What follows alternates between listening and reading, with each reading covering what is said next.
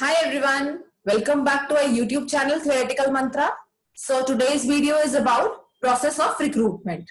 And in the last video of HR series, हमने discuss करा था what is recruitment and the factors affecting recruitment.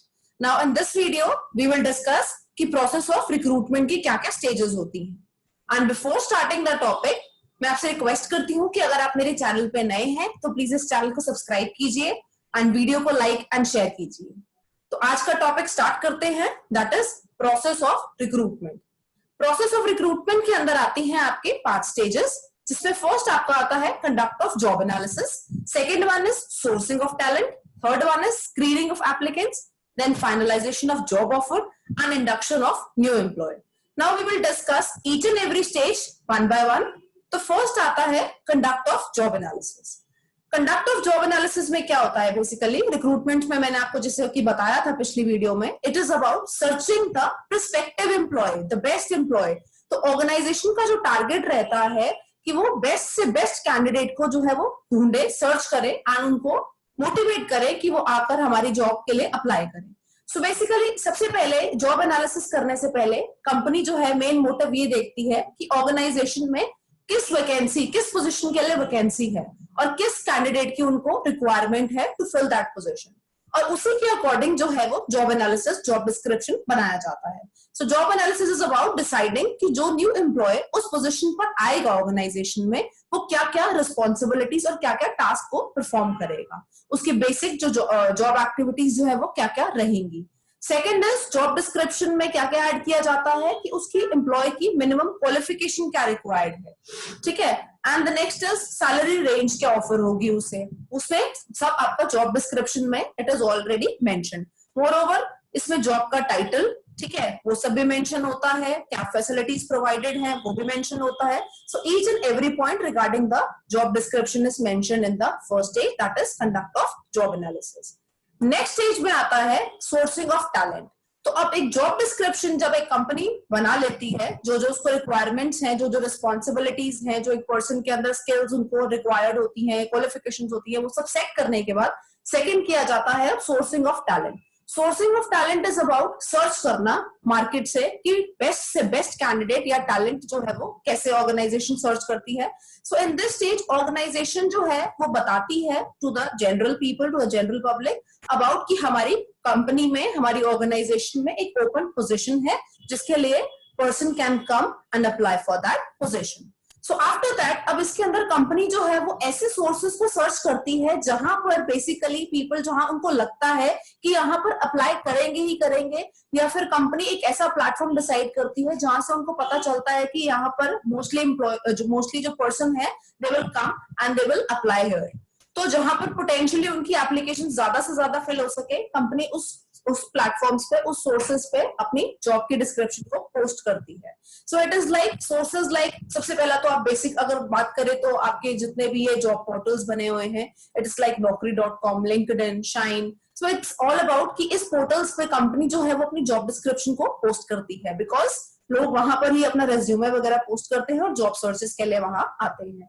Next is company के पास other sources भी होते हैं, that is campus की placement, that is company जो है विजिट करती है यूनिवर्सिटीज या educational institution for hiring the better employee for the organisation, ठीक है. प्लेसमेंट एजेंसीज के थ्रू भी कंपनी जो है वो अपनी ऑर्गेनाइजेशन में एम्प्लॉयज को हायर करती है. वेरियस रिक्रूटमेंट एजेंसीज बन रखी हैं जिसके थ्रू कंपनी जो है वो अपना टाई अप कर लेती है और जिसके अकॉर्डिंगली वो अपने ऑर्गेनाइजेशन में कैंडिडेट्स को प्लेस करती है.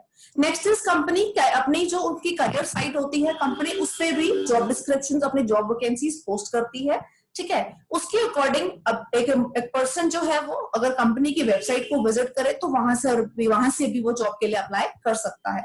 मोरओवर इनसाइडर भी रेफरल्स होते हैं, जो एग्जिस्टिंग एम्प्लॉयज होते हैं उनसे रेफरल्स के लिए कहा जाता है कि अगर आप किसी को रेफर करना चाहते हैं तो उनके पास भी ऑप्शन होता है कि जिससे एग्जिस्टिंग एम्प्लॉय जो है वो किसी पर्सन को उस जॉब पोजीशन के लिए रेफर कर सकता है. And the last point that is I have mentioned is reputation of a company. So ये पॉइंट जो है reputation of a company, it is a very strong point for a company to hire a talent, as company already अपनी एक ऐसी reputation maintain कर लेती है, एक ऐसा ब्रांड नेम अपनी कंपनी जो है डेवलप करती है, जिसके अकॉर्डिंग क्या होता है उसमें कैंडिडेट जो है, पर्सन जो है वो खुद ही आना चाहता है. So basically the reputation of a company decide the person joining into that company. So reputation of a company जो है वो भी बहुत मैटर करता है, ठीक है। तो ये सब सोर्सेज हो गए जिसके थ्रू ऑर्गेनाइजेशन जो है वो अपने एम्प्लॉय अपने पर्संस को उस ऑर्गेनाइजेशंस में लेकर आती है। Next point, so now second stage में हमने डिस्कस करा कि सोर्सेज ऑफ टैलेंट की कहां पर किस किस प्लेटफॉर्म के थ्रू ऑर्गेनाइजेशन जो है वो बेस्ट कैंडिडेट को सर्च कर सकती है। And next is up screening of applicant. So the third stage is about following the second stage. The third stage is about कि जो जिस प्लेटफॉर्म के थ्रू या जिस भी हमने सोर्सेज जो हमने डिस्कस करे सेकंड स्टेज में, अब जिसके थ्रू जितने भी हमारे एप्लीकेंट्स या फिर कैंडिडेट्स आए होते हैं उस पर्टिकुलर पोजीशन के लिए, screening of applicant is about कि ऑर्गेनाइजेशन क्या करती है, टेस्ट करती है बेसिकली कुछ वेरियस राउंड्स के थ्रू, जिसमें कंपनी डिसाइड करती है कि whether that person is good fit for that job or not, if that person is better for that vacant position or not, जिसके अंदर वेरियस राउंड्स होते हैं जिसमें हम डिस्कस करते हैं। सबसे पहला होता है preliminary screening. So preliminary screening is the first sub point, you can say it is the first round of the screening of applicants in which company क्या करती है, जब इतने सारे लोग उसमें अप्लाई करते हैं, as you all know recruitment is about कि हम एक पूल क्रिएट करते हैं लार्ज कैंडिडेट्स का। तो लेकिन अब अगर हम इसको प्रैक्टिकली अगर देखें तो कंपनी के लिए भी ये पॉसिबल नहीं है कि जितने भी उन्होंने large pool of candidate create करा है तो एक एक एम्प्लॉय को वो जाकर उनका इंटरव्यू ले, ठीक है। तो for example for a particular position, एक पोजीशन के लिए एटलीस्ट 1000 एप्लीकेंट्स आई हैं, तो it is not possible for a company कि एक 1000 एप्लीकेंट्स को वो जाकर उनका इंटरव्यू ले। सो प्रिलिमिनरी स्क्रीनिंग इज अबाउट कि कंपनी क्या करती है, कुछ रिज्यूमेस को शॉर्टलिस्ट करती है। शॉर्टलिस्ट किस बेसिस पर करती है, ऑन द बेसिस ऑफ जो उन्होंने मिनिमम क्वालिफिकेशंस उसमें मेंशन करी होती है अपने जॉब डिस्क्रिप्शन में, उसके बेसिस पे वो देखते हैं कि कौन बेस्ट फिट है उस जॉब के लिए, तो उस बेसिस पे वो क्या करती है, shortlisting of the resume. So that is the preliminary screening. अब जो प्रिलिमिनरी स्क्रीनिंग को कवर करता है, जो उसको क्लियर करता है फर्स्ट राउंड को, then comes is the initial interview. So after shortlisting, after getting shortlisted in the first round of preliminary screening, then होता है initial interview। अब इनिशियल इंटरव्यू इज अबाउट जिसमें आपका बेसिक इंटरव्यू होता है, आपकी पर्टिकुलर आपकी जो बेसिक स्किल्स हैं, आपकी कैरेक्टरिस्टिक हैं, उसमें आपसे इंट्रोडक्शन लिया जाता है आपका। So that is about initial interview. और ये initial interview it is not necessarily कि आपका जो है ये फेस टू फेस ही हो, it can be done through either telephonic interview और it can be done through your Skype और through the net. So initial interview is about knowing the person कि उसकी बेसिक स्किल्स क्या है, उसका introduction क्या है, ठीक है। And after that initial interview, next is conduct of various tests of recruitment.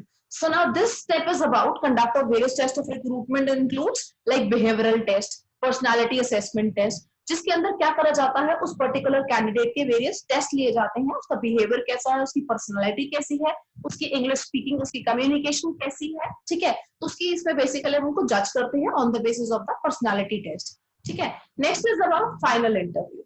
अब जो पर्सन अब जिसके जो बिहेवियरल टेस्ट या फिर पर्सनालिटी असेसमेंट टेस्ट या अदर टेस्ट वगैरह जो होते हैं, जो इसमें क्लियर होता है, नेक्स्ट आता है वो फाइनल इंटरव्यू में।